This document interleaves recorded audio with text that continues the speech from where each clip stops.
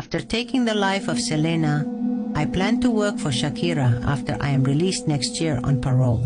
You know me as Yolanda Saldivar. I was born to an immigrant family in the sunny city of San Antonio, Texas on the 19th of September, 1960. Wanting to make my parents proud, I went to nursing school and eventually became a nurse before working for Selena. Being a fan of country music, I fell in love with a similar genre named Tex-Mex or Tejano music when it began to take off after Selena began to blow up in popularity in the early 90s.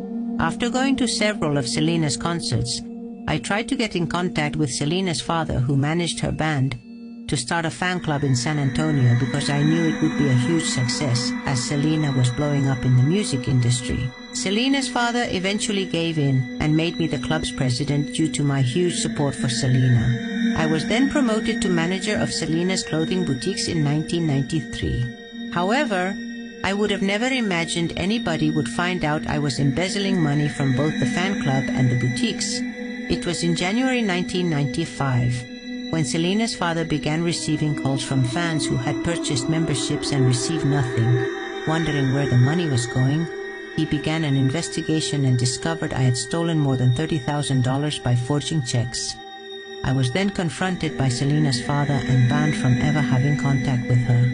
I felt like my life was over. I had made my entire identity about working for Selena, and now that I was fired, I felt like a nobody again. However, I had yet to make the biggest mistake of my life.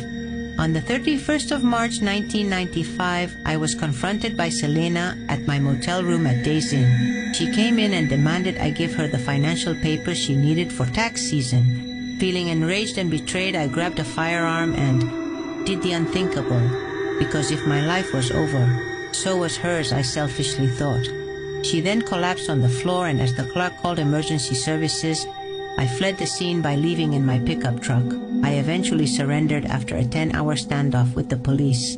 After my arrest, I was found guilty of the murder of Selena, and I was sentenced to life in prison. However, due to my good behavior, I will be eligible for parole on the 30th of March 2025. Hoping everyone has forgiven me and forgotten what I did, I plan to work for Shakira when I am released.